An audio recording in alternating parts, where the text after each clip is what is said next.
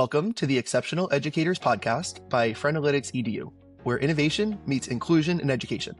I'm your co-host, Matt Giovanello, the CEO and co-founder of Friendalytics. At Friendalytics, we put special education and English language learners front and center. Our award-winning Friendalytics EDU platform helps streamline progress monitoring, improves communication and compliance, and helps offer truly personalized learning to your students of all abilities. Each episode of our podcast features candid conversations with district and school leaders, classroom changemakers, edtech founders, and industry executives, all dedicated to transforming learning for each and every student, especially our learners with unique abilities. With a focus on extraordinary educators and the exceptional students they serve, we explore the latest in special education, accessible technology, and inclusive leadership. In this episode, Exceptional Educators is exceptionally thrilled to welcome Dr. Jeff Hadley, the Superintendent of Avonworth School District in Pennsylvania, a district nationally recognized for innovation and inclusion. From unified sports teams and the JAMbethekindkid movement to a coffee shop run by students in the Life Skills program, Dr. Hadley has built a culture where every student is seen, valued, and challenged to grow. Jeff, thank you for joining our podcast this morning. It's so great to have you here. Absolutely. Thanks for inviting me. Of course. We want to open today's episode with a question we ask each of our guests. That question is, what is your why? What brought you into the world of education? What's keeping you here? And what's getting you excited for your road ahead in your district? Boy, it's a big question. There's there's not just one, but honestly, making the world a better place would probably be the simplest way to put it.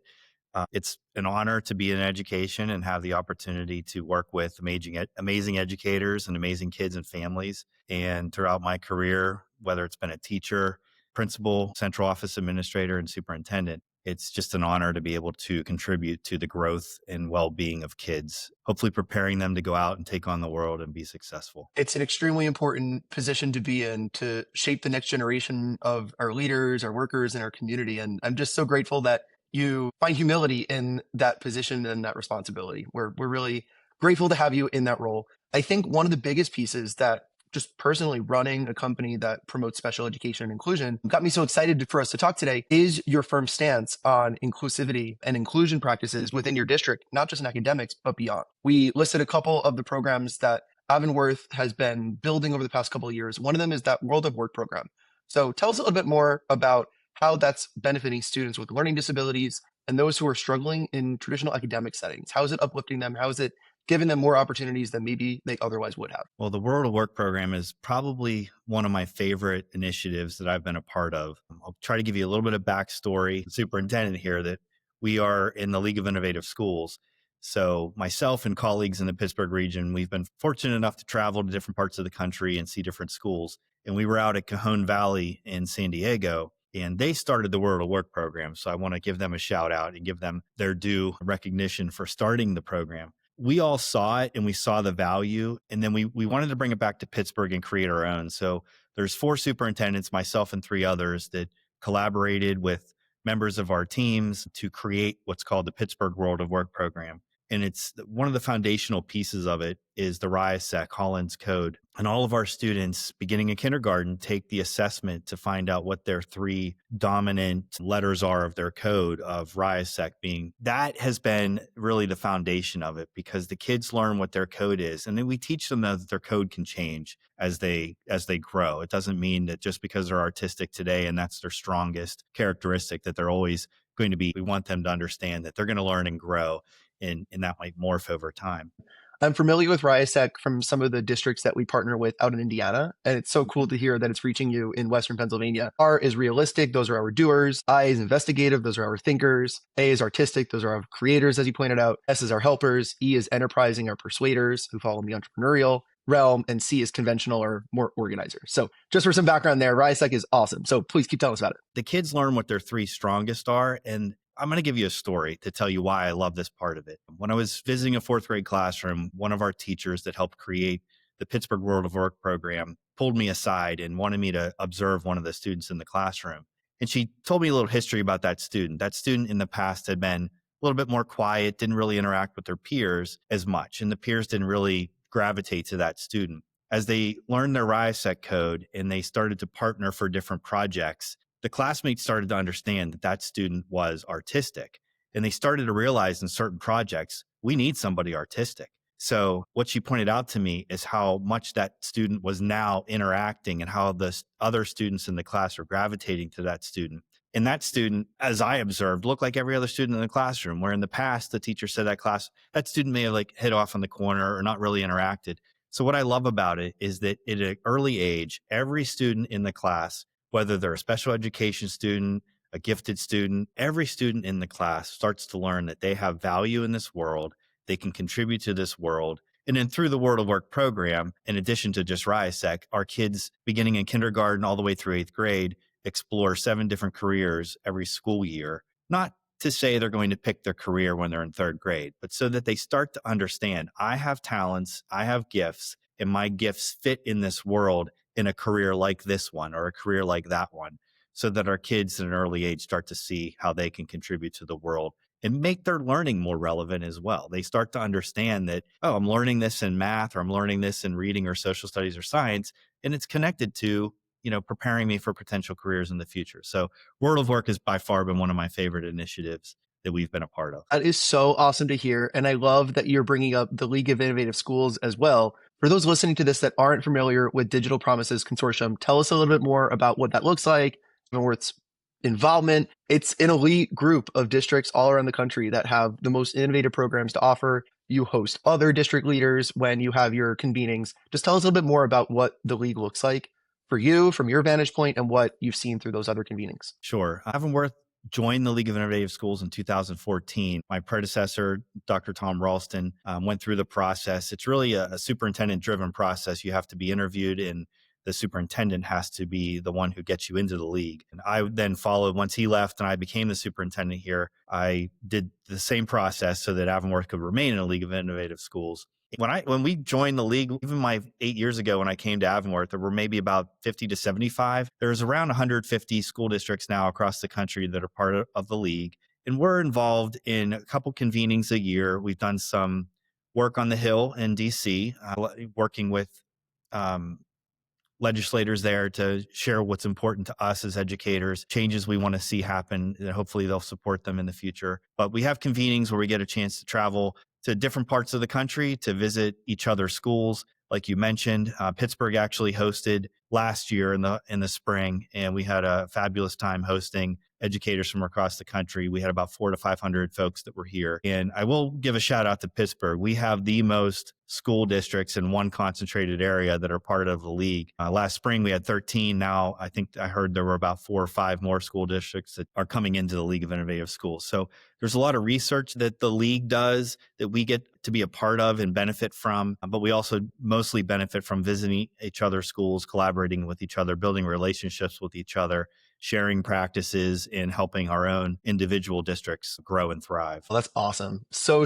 cool. So you were talking about the RIASEC program at Avonworth for grades K through 8 or even pre-K through 8. Now let's think a little bit about grades 9 through 12. I know that there are grants that your district has been awarded and working on as it relates to college and career readiness. Not every student, especially our unique learners, are destined for on-time graduation, let alone college afterwards.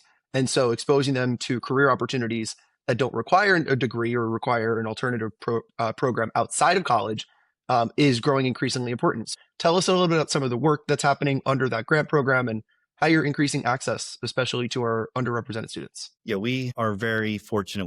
We've had a really great pathways program in our high school for a long time. One of my desires with the World of Work was to make sure we were preparing kids to get to high school and have a better idea of where they wanted to go. So that's what the World of Work program does, K to 8. So when our kids get through that program and come into our high school, they have many opportunities. We have a great partnership with Beatty Career Center in our region here. There's 9 northern area school districts that are part of the Career Center. So our students have that opportunity to go there. They have an opportunity to join one of the pathway programs in our high school. And we have teachers that sponsor those pathways. The pathways are meant to help guide kids into what courses they might want to take based on what their interests are and their desires might be beyond high school. But the pathways themselves also provide a lot of opportunities, whether it's speakers that come in or field trips that the kids take out of the building to go and see different things related to the pathway. For example, if you're in the medical pathway, you get the chance to go see an open heart surgery just to get a sense of, is this something I might want to do related to medicine? So the pathways are a very powerful part of our programming in the high school. So right now we're involved in the grant that you mentioned. It's a moonshot grant through the Grable Foundation that was awarded to the University of Pittsburgh. And there are 6 school districts, Avonworth being one of them, that are part of that grant process to reimagine the senior year. But you can't really reimagine the senior year without thinking a little bit more about high school as a whole. So we are looking at our pathways programs right now. I think what we're going to end up focusing on in our Moonshot grant is some of our underrepresented students. We're very fortunate we're a smaller school district, so I don't feel like we lose a lot of students through the cracks, but we want to make sure we're focusing on some of those students that don't find a pathway that might be underrepresented. And we're brainstorming ways right now that we can create a pathway so that every student gets an enriched experience in high school, hopefully opportunities outside of our walls to explore, so that our hope is that every student who leaves here has a plan. So that's a huge focus of ours. And that Moonshot grant is a great opportunity to help us continue to build upon what we already have in place. That is so fun. And it feels like a celebration, not only of completing high school, but saying, okay, here is the package deal of what I'm about to pursue next, regardless of that CCR track where each student is going to be heading. I have a related question for you, Jeff. For your underrepresented students, as you called out, especially those with an IEP, a 504 plan, your relatively small population of English language learners, getting to that finish line is exceptionally hard for them. And the need to think beyond 12th grade, as you pointed out, and high school, and even before high school, is paramount as a result. So I'd love to hear a little bit more about some of the initiatives you've been taking on, whether it's through the grant or otherwise, about helping students reach that level of social emotional growth, helping them get exposed to employment opportunities, even earlier on as a part of your regular special education programming. So even outside of like this CCR push, how is your curriculum reflecting the needs of those students who need to be exposed to it a little bit sooner, and what's reception to that like? There's a lot of different things that started to go through my head as you were asking that question. For example, our life skills students, we have a really thriving life skills program here in the school district. And we really believe that, every student, we need to prepare them for whatever that next step is, whether you're a life skills student or one of our gifted academic students. So I'm really proud. We have a buddies program through part of our curricular program. So we have students, peers that will work with our life skills students through different courses. That's a great experience for them, but it also works on that inclusion, helps us with the inclusion part and the sense of belonging for all kids in our school district. We introduced the PAYS program now. The educators out there will know what I'm talking about, the PAYS program for high school students. It's really a job embedded curriculum that our students go through in the high school and the life skills program to prepare them for work beyond high school. So we do have that coffee shop you mentioned that our students participate in. And again, that in and of itself really helps with that sense of belonging, which I think is a huge piece of the puzzle when it comes to feeling prepared to leave here, that you feel you have a sense of belonging in this organization here, and you build the skills, the social skills to take with you and continue that sense of belonging, whatever your next step or the places that you arrive. Pathways, Beatty, I feel like we try to provide an opportunity for all kids to explore what they are interested in and prepare them to leave here and be successful. Going back to some of the pieces around like your special education curriculum, just tell us a little bit more about how they support your curriculum around special education, whether it's that life skills environment or resource room or the inclusion model that we know you follow. They could run independently of one another, but I'd love to know if there are ways where they overlap, and it just gives students that exposure as they're going through their regular academics and behavioral curriculum. Yeah, I think what we do really well, you mentioned our inclusion approach, is we don't take it for granted the amount of support some students might need. So we have special education teachers that are dedicated in the high school to different content areas. So you want to have those special education students involved in the regular curriculum as much as possible, but obviously with support when needed. So our special education teachers that are part of what you would consider more of the core curriculum do a fantastic job supporting students when they're in the regular ed classroom. We feel that's a really important piece. We don't want to take your special education students and completely pull them out of the regular curriculum. They're going to be able to learn at their pace and at their level in those classrooms with the support that's needed. And that's critically important for their continued growth, keeping that bar set where it needs to be set for them. We have great paraprofessionals in our school district that also support students that might need a level of support in their academic learning. And then, of course, I mentioned the life skills program. So I really feel we're doing a great job trying to cover the whole spectrum of, that ladder of least restrictive environment for kids to make sure they're getting everything they need with the support that they need, but push them as much as we can too, to include them in regular ed learning as much as possible. You touch upon every piece of it and you almost make it seem easy, but you're doing it. And we all know, especially you and your staff, that it's easier said than done. But the fact you have all of these supports built out is really heartening to see, and making sure that all of your students are supported, especially those with unique needs, but you're considering everybody K-12, learning disability or not. For those programs, Jeff, that you're building out, especially in support of students in a life skills program, let's go back to the Lopes Lounge concept for an example. Let's get into more detail on that. How did that concept come about? How did you build it out? What obstacles did you go through? What are some lessons that you can reflect on that other leaders who might want to incorporate a similar style shop in their district for those students might want to know about and learn from, so they can kind of trip and fall a little bit less and be even more successful? Well, it started before I became the superintendent. So I have to give credit again to my predecessor and working with the teachers to get it started. But we had an old computer lab, things in technology have changed a little bit. So we had a space in the building and we didn't need it as a computer lab any longer. So our former superintendent, Tom, did a great job of inspiring people to think differently about how can we, use a space. And it was really a collaborative effort between not just, our life skills teacher. It was a collaborative effort with the principal. We had students involved in design and just students involved in just coming up with what they thought it should look like. And they created that space that became a coffee shop in the middle of our high school. We since have gone through a construction project where that became a space needed for a classroom, but we created a new Lopes Lounge that doubles as a concession stand now in the evenings. Really, a lot of credit has to go to the teacher, Tiffany White, who helps run it. She runs it with her students. She's responsible for the inventory, taking the kids shopping for the things and supplies that they need in the Lopes Lounge. I mean, lessons learned really are probably just let the kids run it. Don't be too hands-on.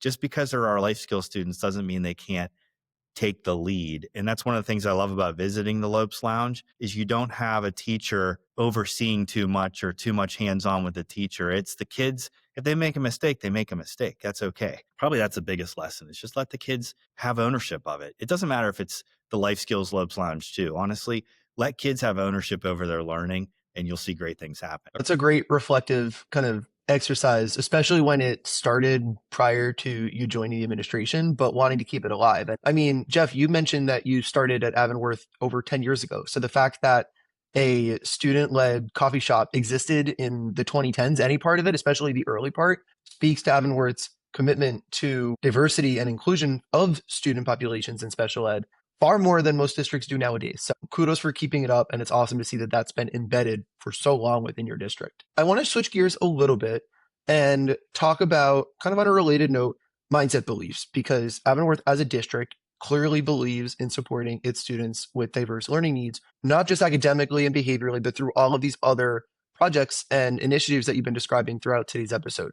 That requires a growth mindset. That requires thinking a little bit differently and thinking outside of the box. I think a number of school leaders, not to call out anybody in particular, but they might be coming from an institution where there's kind of this fixed mindset belief, and maybe they're inheriting it from other educators who are tenured or are longstanding teachers there, or it could just be the way that they kind of go about things. But for those who are trying to shift from this fixed mindset to more of a growth mindset belief, what advice do you have there? What do you think that kind of are the most common pitfalls for people resorting to that kind of thinking? And how have you at your district been working to shift those beliefs among those who might still think that way? It's a great question. I think I'm very fortunate. So I'm going to start with the school board. You have to have a school board that is willing to let you take some risks and some chances. And that's been in place for quite a while at Avonworth, where years ago, the former superintendent wanted to get us more involved with project-based learning.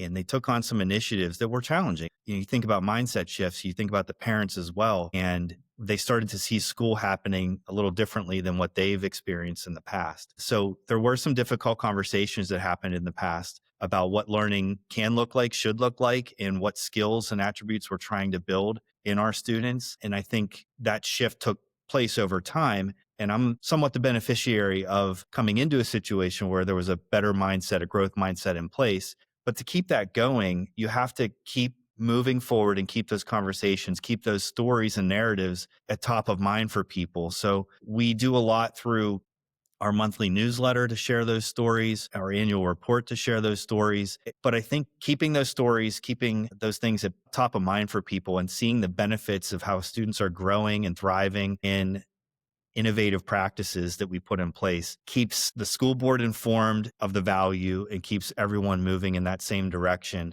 and not being afraid to take chances and try new things like World of Work, for example. Sometimes people see new initiatives and it can feel challenging and what's this going to be? But if you tell the story the right way and you have kids tell the story, you really start to see the benefits of continuing to push in that innovative direction. Of course, that is evident, by the way. But I think there's two kind of components to this. One, there needs to be funding tied to these unproven initiatives that it helps to certainly have that in place so far, or to apply for grants in your case to make sure that these ideas can become a reality. But even if you do have the funding for it, to your point, you need the school board support, you need the community support, you need your own educator support and admin support. So for all of those pieces of that puzzle to come together so nicely and to be able to do it for such a prolonged period is really special. So just kudos for making that happen, because I think that a lot of districts may have one or a portion of those pieces, but not all of it. And it shows because initiatives either pilot and never continue, or they never get off the ground. So the fact that they are, and they're just helping increase outcomes across the board is really special for your students. And I bet, and I hope they're grateful for it. Yeah, you made me think of something else that I think is really important. We've talked about the League of Innovative Schools, but one thing that I feel is very, very special about the Pittsburgh region is superintendents. We don't live in our own bubble in our school district and not collaborate or talk to each other. There's a lot of collaboration that happens. And I think it's helpful to school boards and school communities, especially in my region where our school districts are somewhat smaller, but we collaborate a lot with each other. And so creating those stories together as a region has been also a catalyst for continuing to change and keeping that growth mindset alive. You also mentioned funding, and I would be remiss if I didn't mention that we are really fortunate in this region to have the Grable Foundation, because as you said, funding's important. And one thing that the Grable Foundation is really emphasized is creating that level playing field. Whether you're a district with a large budget or a small budget, all of us have the opportunity to get involved with AASA through the Grable Foundation and have trips funded so that if you don't have it in your budget, we are getting funds to help us go have trips, visit other schools, and participate in initiatives like the Moonshot Grant I talked about. So I'm lucky in that sense, but I would encourage superintendents to make sure you're talking to your colleagues in your region and trying to connect with whatever those resources might be in your region. People generally want to help. Foundations want to help. Businesses want to help. So creating a good ecosystem as best you can is a great way to generate support, growth mindset, and also hopefully funding to help you with your initiatives. I'm so glad you called that out, because I think that's another really important distinction between the closed mindset or the fixed mindset belief and a growth mindset. Closed mouths don't get fed, Jeff, as we know. And so if you're reaching out to your community in support of your students, I think you'd be surprised, to your point, by the number of foundations, philanthropic agencies, government funding opportunities, et cetera, that will come to you if you just ask. And granted, it's a little bit more difficult than how easy I'm suggesting it to be. But I think that banding together, the better together philosophy of multiple districts coming together to increase resources and funding and opportunities is one really important piece. But the other is the advocacy piece there. And if you are destined to get resources for your district, kind of no matter what it takes, next thing you know, you'll have them versus maybe expecting them just to reach you without asking. So I'm really glad you're bringing those pieces up. I want to change gears a little bit and talk about what's going on within classroom walls. So tell us a little bit about your philosophy at Avonworth, about how data is being collected, both from a special education lens, but also more generally throughout the district to see how we can increase outcomes for students academically, behaviorally, socially, and everything in between. Data for me is a dangerous subject just because I fear at times when we talk about data that people only think about that accountability piece. Mhm. So my philosophy and my approach with staff here is to emphasize more of using the data to learn and for us to grow and not be so worried about the accountability piece. One snapshot test score of a standardized test that we have to give in Pennsylvania, it's nice and it's helpful and it's important to look at, but it is one snapshot in time. And what we focus on a lot in our school district here is the data we collect in our classrooms through our data process at each of our buildings with our data teams that we collect on a daily, monthly, weekly basis to analyze how are our kids doing. And we have strong intervention programs in place, especially K-5. But I'm really proud of our middle and high school because they're interested as well in continuing to learn and understand how they can use data to hone in on where students need support, help. But we use data a lot in our primary and elementary school to understand where our students are struggling, reflect on our curriculum, and how can we improve ourselves in what we provide to our students. We have a strong intervention program that puts kids into different groups, but we're very cognizant of making sure those groups are fluid. And as kids learn and grow, we are moving them in and out of groups to make sure we are giving all students who might need support the support they need. Our special education students are part of that intervention process that occurs. So they're not receiving supports only as a special education student from a special education teacher. They're taking the same curriculum-based assessments, progress monitoring assessments that we give, and we're using that data to hone in as well on core curriculum support that all students need. So that's how we use data here. It's important, but it's not the be-all, end-all. I also feel very strongly that you can't focus 100% on data and improving test scores. If that's the only part of your language, that's when everyone falls into the accountability side of the data puzzle. I want us to as well focus on that sense of belonging, the inclusion, the experiences that we can give our kids, like I mentioned, through work, so that kids are learning that they're more than a test score. And I can't stand when we label students as a proficient student or a basic student, or they feel they're only identified as a test score. I want our kids to understand that they have special, unique talents, that, it's okay if you got 70% on something. That doesn't define you. You are working hard, you're growing, you're thriving, you're always going to continue to learn and grow. That's more important to me than a test score. And I think that the D, or capital D, data can be a slippery slope, because next thing you know, your entire district is moving mountains to move the wrong needle on increasing test scores, only because that seems to be an accountability measure. And we're losing sight of the broader goals of growth around a student, that it goes way beyond a single test score that happens from year to year. So I hear you, and I appreciate that perspective. The labels of students as proficient, improving, not improving, depending on the angle that you're looking at, can serve, there's a time and a place for them, but it shouldn't be the sole thing that we get all consumed by, because to your very salient points, we're not going to be able to help a student grow and thrive in all aspects if we're only focusing on, their once a year ELA measure, for example, a third grade. Like there's so much more to a student than that. Yeah, I always think about Simon Sinek and the word yet. You're just not there yet. It's okay. Not everyone gets to the same point at the same time.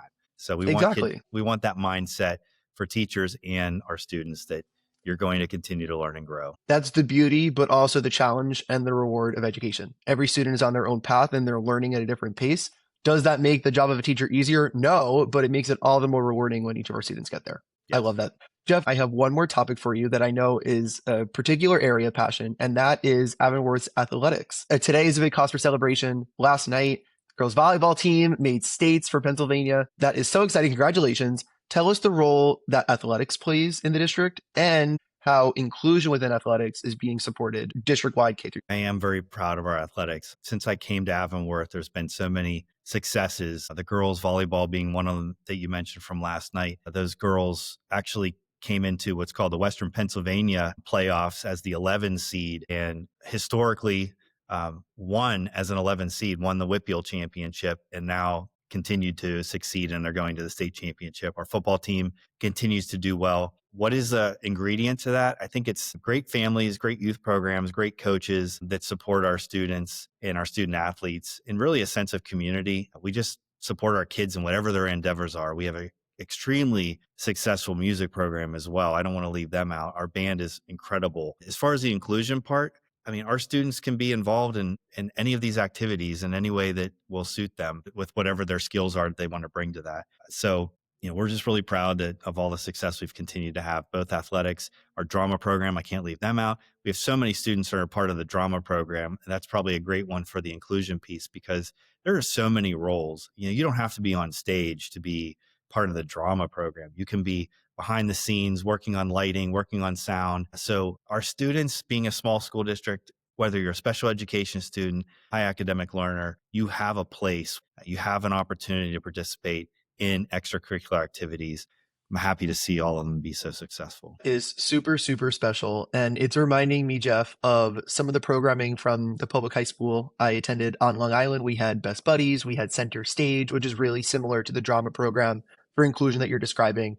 And it's reminding me that I'm glad that these programs are everywhere, not just my little neck of the woods, but they're reaching students far and wide. And so I'm just so glad that you're passionate about it, that you're leading the charge there, and that all of these opportunities are available to students regardless of their abilities or disabilities. That's really awesome to hear. One thing that makes us, I think, special as well, our principals and teachers, if all it really takes is a parent or a student speaking up and saying, I need this, or I'd like to do this. And we do everything we can to make that happen for kids. So just a shout out to our amazing staff all around, our teachers and administrators, our paraprofessionals, just do a fantastic job supporting kids. That's one ingredient that's really special here, is how much people just simply care about kids. That's amazing to see it on full display each and every day. It must make you immensely proud. And the fact that your community not only is bought into this belief that they have a voice, but that they're actually advocating for themselves and executing on it and giving all sorts of amazing suggestions that your wonderful staff are really considering and have implemented over the years. What a cool blueprint. I hope that everybody listening to this in a district level hopefully feels inspired and is able to take on some of the many projects that you told us about here today, Jeff. Thank you. I have one more question as we wrap up today's episode. My question for you, Jeff, is what does being an exceptional educator or being an exceptional leader mean to you? It means putting others first. You have to be willing to be behind the scenes, to do a lot of work to make other people successful, whether it's kids, your administrators, your teachers. And I think that's, for me anyway, that's what's important to me. It's not me being out front. It's doing the things I do to hopefully support everyone else in their endeavors, that's success to me, to see others succeed. That's huge. It is so selfless. You're paying it forward. The humility is there. Jeff, you're exceptional for the work that you do leading your district. Thank you. And it sounds like your administrative team and your building leadership and your teachers and everybody in between are exceptional as well. So thank you for sharing your story and your voice and inspiring us today. It was such an honor to chat with you this morning. For everybody listening to today's episode of the Exceptional Educators Podcast, thank you again for joining us, and we look forward to seeing you at the next one.